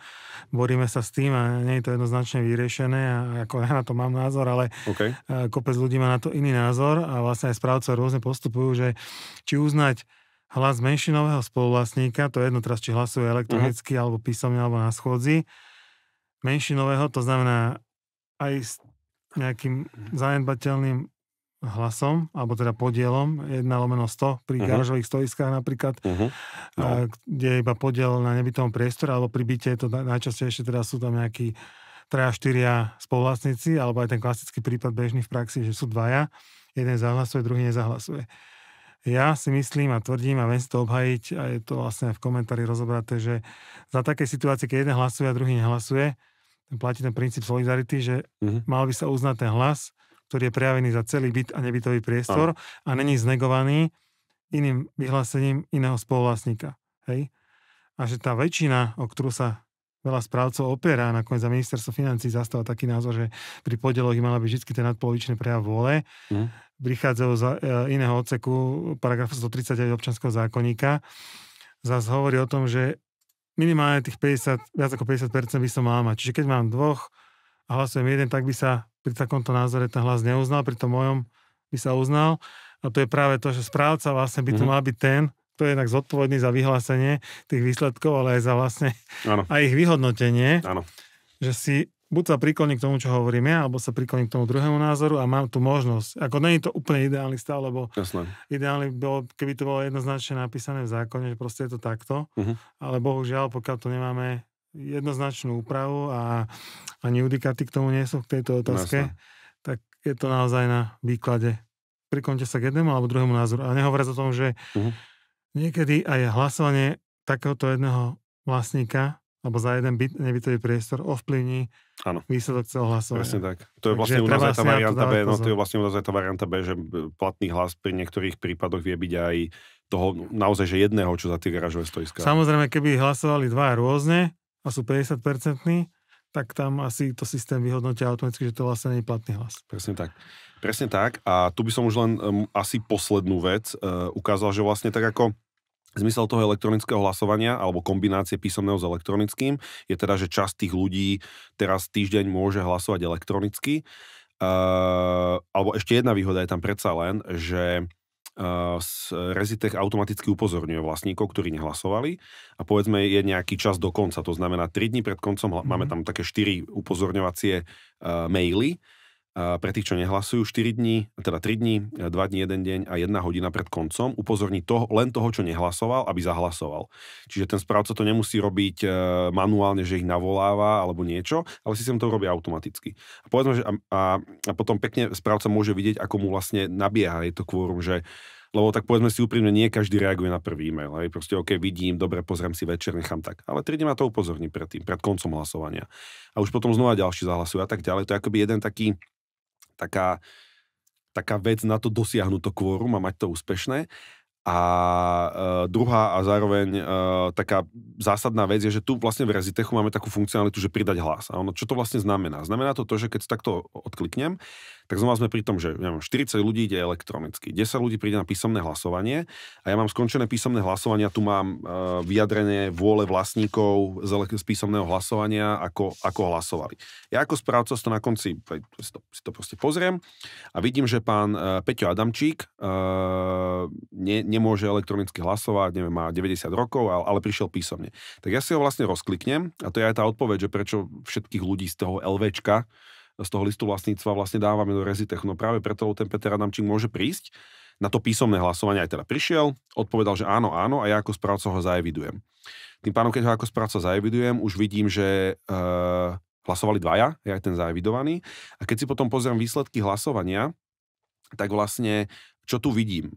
Tu sa už dostávam k tým exportom, že za prvé vidím tu aj Peťa Adamčíka, ktorý hlasoval písomne, má tu príznak písomne. A to, čo sme hlasovali my, ten František Dlhý, tak tu vidím časovú stopu, kedy hlasoval ten vlastník. A tým pádom sa dostávam k tomu, že tu mám vlastne celkové to vyhodnotenie toho hlasovania, čo vnímame, alebo teda správcovia to vnímajú ako veľkú pomôcku, pretože mám tu všetky časové stopy, kedy som ho robil, na aký adres som ho robil. Mám tu jednoduchý súhrn hlasovania prvej otázky, počet platných hlasov, z toho áno, nie, percentuálne vyjadrenie. A mám tu ten podrobný výpis, kde už vlastne ideme podľa bytov, alebo teda priestorov, kde je už za daný priestor výsledok. Že za daný priestor je výsledok takýto a prečo? No lebo Peťo Adamčík ho vlastní 100% a písomne hlasoval na tom písomnom a ja som ho v Rezitechu zaevidoval. Tým pádom tu mám vlastne všetky tie prejavené vôle a správca si môže bez problémov to vyexportovať, uložiť ako PDF-ko, vytlačiť si, dať to do zápisnice z písomného hlasovania, v podstate odniesť niekde na úrad alebo archivovať, kde potrebuje a zároveň si správca vie aj stiahnuť hlasovacie listiny elektronické vlastníkov, aby ich pre nejaké potreby, to bola tiež požiadavka správcov, a zároveň si vie správca akoby vyexportovať aj len zoznam hlasujúcich bez vyjadrenej vôle. A tu by som možno narazil na to, že vlastne toto, keď je v tom systéme, tak je tým uľahčené aj splnenie zákonnej povinnosti správcu, lebo on musí uviesť v zápisnici zo schôdze alebo z písomného hlasovania menovite aj vlastníkov, ktorí hlasovali elektronicky, či to je ten zoznam. Zároveň zverejniť zápisnicu pri elektronickom hlasovaní spôsobom v dome obvyklým. V praxi sa to robí tak, že teda robia správca jednu zápisnicu, lebo podľa bytového zákona sú povinní robiť klasickú zápisnicu o písomnom hlasovaní alebo schôdzi. A podľa tohto Lex Korona zákona by mali ešte urobiť zápisnicu o elektronickom hlasovaní, čo tak je podľa mňa nezmysel, tak môže sa to urobiť v jednej zápisnici, kde bude uvedené aj to, že ktorí hlasníci hlasovali elektronicky. A potom to samozrejme zverejniť v dome spôsobom v dome obvyklým do tých 7 dní. No a čo sme ešte nehovorili, asi sme už prešli všetky tie zákonné podmienky. Aha, no tu je taká ešte to áčko, že je povinný správca vykonať všetky opatrenia potrebné na zabezpečenie riadneho a nerušeného priebehu elektronického hlasovania. Tak to je také všeobecne povedané, že čo si pod tým asi predstaviť. Tak mňa napadlo asi v rámci tejto povinnosti, hoci to nie je priamo, by som povedal, náležitosť toho oznámenia o hlasovaní, ale aj keď mi zákonodárca nehovorí, že čo má byť súčasťou toho oznámenia o písomnom hlasovaní, čo sa dáva tých 7 dní dopredu, tak pri elektronickom hlasovaní ja jednoducho musím v tom oznámení ako správca dať tým vlastníkom informáciu, že akým spôsobom vôbec hlasovať elektronicky. Či to je cez ten váš systém, alebo to iným spôsobom. To znamená, zasa tento osobitný zákon, a vlastne bude to aj rovnaká náležitosť aj v rámci tej novely, ak bude schválená, že ja vlastne nemôžem sa spoľahnúť len na formuláciu tých otázok v rámci toho systému, ale ja musím aj dať vlastníkom, aj keď to paradoxne expressis verbis, čiže vyslovene v tom zákone nie je, informáciu o tom, ako majú hlasovať, lebo to je síce fajn, že tam dám otázky, termín, ale každý sa logicky spýta, no ja chcem hlasovať elektronicky, zaregistroval som si vás adresu a teraz ako sa mám k tomu dostať? A buď tam bude odkaz na web napríklad, tak sa to dá, alebo tam bude napísané priamo takýmto spôsobom, alebo sa to niekedy dáva ako príloha. Áno. Myslím, že príloha k oznámeniu, kde je napísané sú informácie o tom, akým spôsobom elektronicky hlasovať. OK. A tým, že im to ešte aj my posielame akoby e-mailom, im to vlastne príde ešte. Jasné, samozrejme, vie to mať ten správca na webe, odkaz, vie ísť na Reziter.sk, ako rovno do našej aplikácie cez web, vie ísť cez mobilnú aplikáciu, respektíve mu to príde, že mu to príde aj tým e-mailom, ako som spomínal, že ešte ako keby k nemu domov do tej e-mailovej schránky, že nemusí to ako keby pátrať ešte niekde po weboch. Dobre, máš k tomu ešte niečo? Lebo ja možno len takú jednu krátku vec, čo sme rozoberali, že či ten systém umožňuje aj to, že počas hlasovania sa zmení vlastník. Z LVčka máš nejakého vlastníka, ktorý ti možno zahlasoval, možno nezahlasoval, a teraz v rámci toho termínu príde nový vlastník a povie, že ak chcem tiež hlasovať, ja som nový vlastník bytu. Je to pridanie hlasu, ale obajme sa o hlase za ten konkrétny, ten istý byt. No je to téma, no. Ale to sa stáva síce málo kedy, ale stále sa to môže, hlavne keď máš niekoľko mesiacov hlasovania. Čiže to je zasa nejaká taká pikoška z praxe, s ktorou som sa sám stretol. No ako ste to riešili? Lebo akože my sme... No keď nebolo elektronické hlasovanie, tak som vychádzal z toho, že ten vlastník, ktorý príde do toho domu, je viazaný tým prejavom vôle toho predchádzajúceho, lebo on vstupuje do všetkých jeho práv a povinností. Okay. Tak ako ho zaväzujú všetky predchádzajúce rozhodnutia, tak ho v podstate zaväzuje aj hlas, ktorý bol uplatnený jeho predchodcom, aj keď to hlasovanie ešte prebieha. Ale na druhej strane je tu možnosť zmeny hlasu, s ktorým sa potýkame takisto. Nie je to vyslovene upravené v zákone a v tej novele to bude, ale zasa to zákonodárca nešťastne podľa mňa upravuje len vo vzťahu k elektronickému hlasovaniu. To znamená, na schôdzi je jasné asi, že zmena hlasu z povahy veci nie je nejak prípustná, pretože raz zdvihnem ruku, poviem, že som za, tak o 5 minút, keď sa hlasuje na otázke, to nemôžem asi povedať. Respektíve taký prejav vôle neúčinný. Ale mali sme prípad, a je to aj normálne v jednom súdnom konaní, kde vlastník počas písomného hlasovania zmenil svoj hlas a tam sa práve rieši otázka, že či to vôbec podľa platnej právnej úpravy je možné. Hej, čiže to, nebudem to tu rozhovor, lebo to by som ďalšiu pol hodín hovoril, ale len sa pýtam dáme pokračovanie. Na margo toho, tej funkcionality, že môže nastať takáto situácia v praxi, že za ten istý hlas, ale už iná osoba, za ten istý byt, alebo nebytový priestor, teda inak povedané, za ten hlas by hlasoval v podstate nový vlastník. No neviem, akože úprimne, znova by som asi zavolal tebe, respektíve, že čo, ako k tomu, lebo ono technicky je to možné urobiť to všelijak, dá sa povedať. Že proste tak, ako je to správne, tak by sme to... Zatiaľ sme to nemali. No vieš, ima z vlastníka a nahradí ho novým. Ale nemôžeš pridať hlas, lebo je to počet hlasov sa nemôže meniť. Jasné. A presne tak, akože ak je správne, no len čo je teraz správne teda? Ak je správne to, že... Není dôvod neuznať ten jeho pôvodného vlastníka. Ale zase príde legitímne ten nový a povie, že ja som nový vlastník, ja chcem mať právo, ja mám právo ako vlastník hlasovať. Áno. No a keď mu povie správca, že to, čo som ja povedal, že no ale váš predchodca už hlasoval, tak on povie, mňa to nezaujíma, ja chcem hlasovať. Tak teraz to je ešte niečo, o čom sa môžeme pobaviť a snad to do najbližšieho podcastu vyriešime. Presne, to zase môžeme robiť ďalší podcast, lebo akože takýchto perličiek bude asi viacero rôznych takých. Elektronické hlasovanie tým, že je to nový inštitút, tak určite prinesie aj svoje muchy, ale aj možno nejaké riešenia.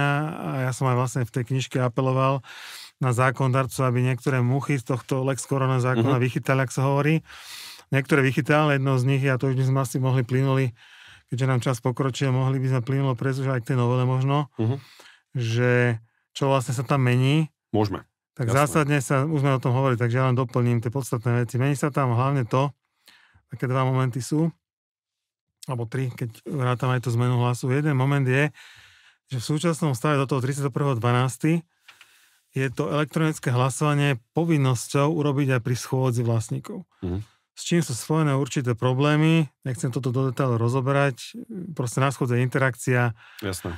Môžu tam prísť rôzne návrhy, čiže dopredu sa ako keby nedá úplne myslieť na všetky situácie, ktoré schôdza prinesie. Ale zákon hovorí, že už od doručenia oznámenia o schôdzi by som mal možnosť hlasovať, čiže ako keby správca je nútený formulovať tie otázky dopredu. Toto sa podľa toho návrhu, ktorý v parlamente teraz odstraňuje a bude to len ako povinná súčasť písomného hlasovania. Super. Čiže nie je to, ešte raz dôrazňujem, aj také postavené súčasný zákon, aj ten nový, nie je to tretia forma hlasovania, je to iba alternatíva forma hlasovania, teraz k obidvom tým formám, čiže ku hlasovaniu na schôdze alebo k písomnému hlasovaniu.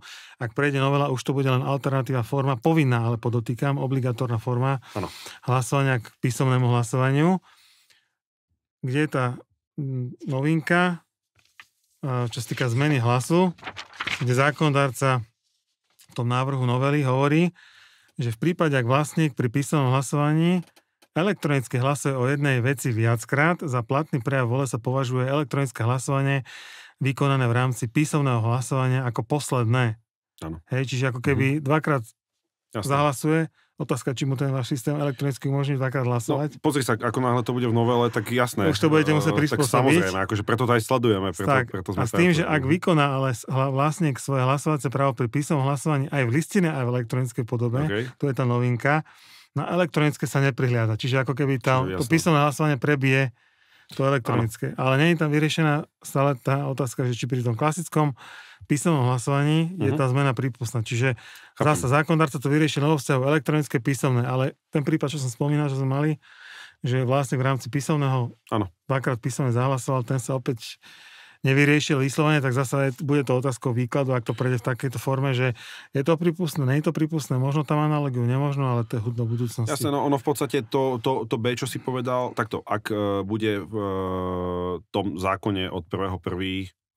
To, čo praví, že môže viackrát hlasovať, tak samozrejme tomu tam umožníme, lebo tak znova pôjdeme zákonne na to, aby to bol nástroj 100%, alebo teda taký naozaj, že ktorý kopíruje ten zákon.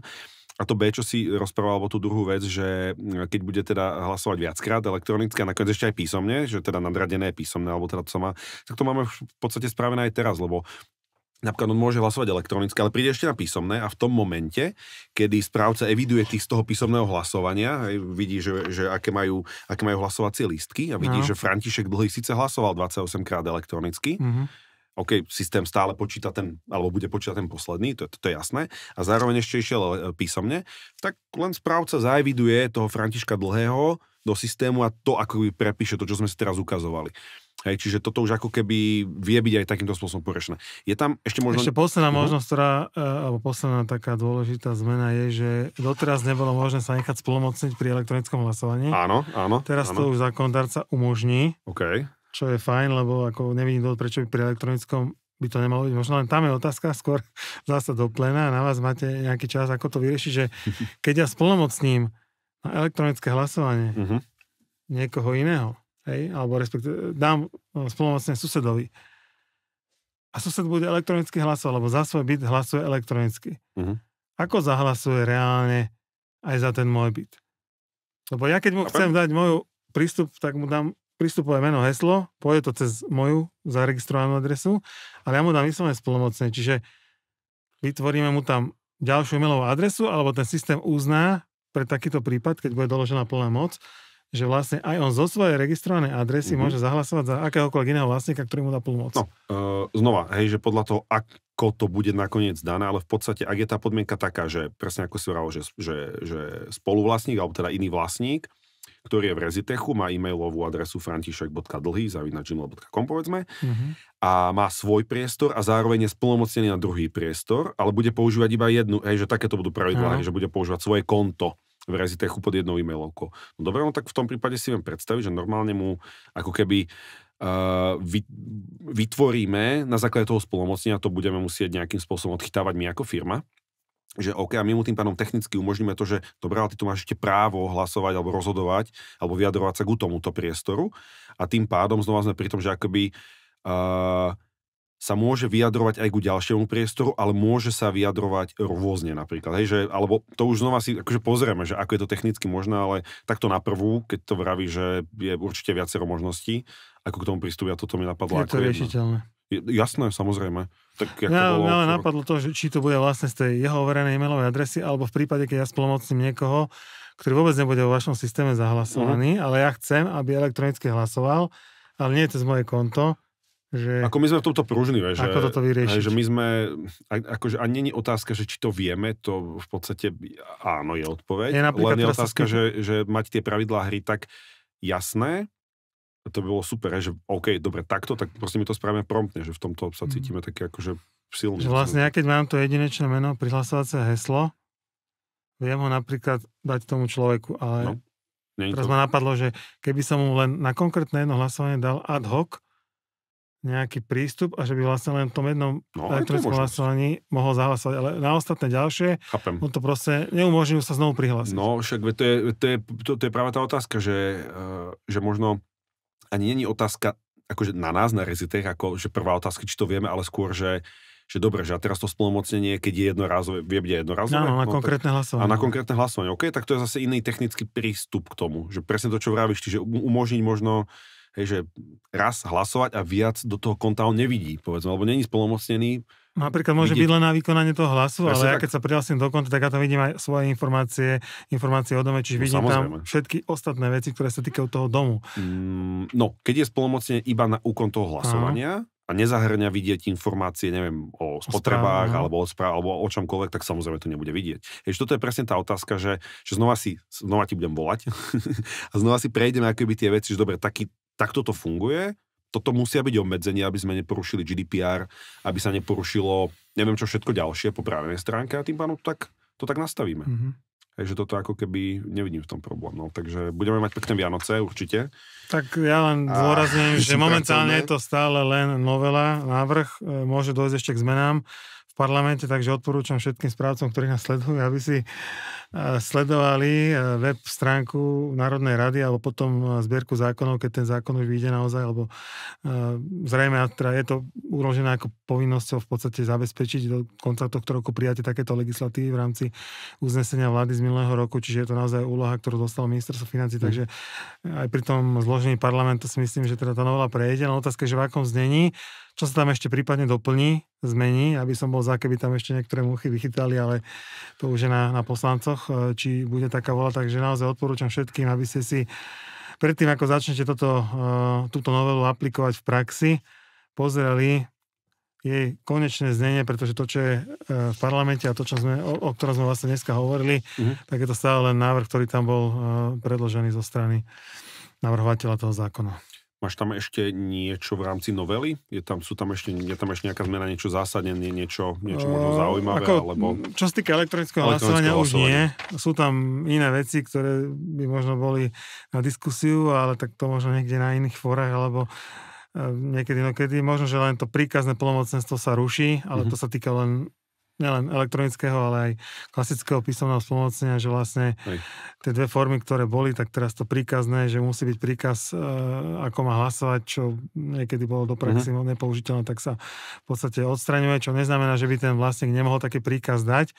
Aj to vlastne dôvodové správe zákonodárca hovorí, len kvôli jednodušeniu je tam vlastne daná tá klasická plná moc na celý rozsah tých práv a povinností vlastníka pri hlasovaní, čiže asi tak. Jasné. Marek, máme tu veľa otázok, ale... Otvorili sme veľa ďalších a určite, a verím, že aj vy máte veľa ďalších otázok, ale myslím si, že čas sa nám pomaly plní tohto nášho webináru. Ja mám predsa len ešte jednu takú otázku, s ktorou sa dosť často stretávame, teda nedá mi ju nepoložiť ju. Správcovia sa nás pýtajú, čo keď vlastník požiada o elektronické hlasovanie? Som povinný mu vyhovieť a čo vtedy robiť? Určite ste povinní mu vyhovieť, lebo na tomto práve vlastníka a tomu zodpovedajúcej povinnosti správcu to zabezpečiť, jednoducho sa nič nemení. A ten, kto vyhlasuje písomné hlasovanie, je povinný zabezpečiť to elektronické hlasovanie. Ešte možno, teraz ma napadla jedna vec, čo je v tom novele, ale s čím ja v zásade nesúhlasím, že pri situácii, keď to hlasovanie bude vyhlasovať štvrtina vlastníkov na základe žiadosti, na ktorú správca nereflektuje, tak tamto elektronické hlasovanie podľa toho návrhu není prípustné. Čo teda nevidím dôvod, lebo niekedy tí vlastníci si to podľa mňa môžu lepšie spraviť, ako ten správca možno, že aj ja som mal veľa prípadov, kedy správca, napriek tomu, že to bolo v zákone, na to nereflektovali a neumožnili tých vlastníkov. Vlastníka to nenapadlo, nikto to neriešil, správca nesplňal tú povinnosť, čiže je to zákonná povinnosť, čiže ste povinní mu to umožniť. Tá forma, akýmto spôsobom zabezpečíte, či to bude cez váš systém, alebo to bude cez e-mailovú adresu správcu, kde budú chodiť tie hlasy, alebo cez nejakú inú aplikáciu je na správcovi. Čiže samozrejme, pokiaľ nemá nejaké mantinely od vlastníkov, to je niečo, čo je vlastne tiež diskutabilné, že či to vlastne môže urobiť napríklad za finančné prostriedky vlastníkov, lebo je to na jednej strane zákonná povinnosť, na druhej strane povinnosť so správcu je pri akomkoľvek obstarávaní tovarov a služieb postupovať s odbornou starostlivosťou. Takže áno, odpoveď na tú otázku je, ste povinni to zabezpečiť, ale pokiaľ vám vlastníci nezviažujú ruky alebo nedajú na vyslovený pokyn, že ako to urobiť cez aký systém dodávateľa, tak je to viac menej na vás. Hej, áno, skôr ide o to, že presne, že je tam, skôr mi to prišlo tie otázky ako možná obava, že možno pre tých správcov, ktorí to ešte nemajú poriešené, elektronické hlasovanie, alebo to možno nerobili, alebo skrátka ich to napadlo, že čo, skrátka bola to jednoduchá otázka, čo vtedy robiť, odignorovať to, mám to povinnosť, čiže v podstate sa na to zodpovedali, je to povinnosť, ako keby vyhovieť tomu, tomu riziko, vlastníkovi spustiť niečo takéto. Treba povedať asi aj to B, že riziko spojené s tým, keď niekto tú povinnosť poruší, je, že vlastník sa bude domáhať svojich práv, že mu nebolo umožnené využiť jeho zákonného práva, lebo z hľadiska rovnocennosti ten elektronický hlas je na úrovni rovnaký váhu má, alebo právne účinky, ako to hlasovanie písomné alebo na schôdzi. Áno, čiže tá váha toho hlasu, keď to tak nazvem, ľudovo je rovnaká. Môže byť vlastník na druhom konci republiky, na druhom konci sveta, dneska naozaj sú ľudia úplne v Amerike, na inom kontinente proste a chce hlasovať a zákon mu to už umožňuje v podstate 3 roky. Áno. Druhá vec je, že ak to správca nesplní a on bude tým pádom ani nie, že prehlasovaný, lebo aj nebude vytvorenú. Môže samozrejme splnomocniť. To je argument, ale on povie, ja nechcem splnomocniť. Jasné, ja chcem sám zahlasovať a toto právo mu nemôžno uprieť. Čiže tam potom vidím potenciálne riziko, že on sa v podstate bude domáhať v rámci žaloby potenciálne a napadne takýto vlastník celý ten proces hlasovania a jeho výsledky vo forme nejakého rozhodnutia, ktoré napríklad môže byť odhlasované aj 2/3 pomerne vysokým kvórom, ale bude stále tam porušenie toho zákona a súd bude musieť riešiť, či toto porušenie zákona má vplyv na tú neplatnosť toho hlasovania. Super. Čo je zase podľa mňa významné riziko, s ktorým by správca mal počítať. Čiže je jednoduchšie mu to umožniť a vyverujeme sa tomu. Jasné. Ako potom mať potenciálny spor a potom nebude ešte náhradu škody spôsobenú tým neplatným hlasovaním. Určite, takže kľudne, ak máte nejaké otázky ďalšie, lebo ani sme všetky nestihli, ale verím teda, že sa ešte... verím, že sa tu ešte aj stretneme. Marek, ja ti veľmi pekne ďakujem za tento rozhovor. Ja si myslím, a teda pevne verím, že aj vám to dalo veľa hodnotných informácií.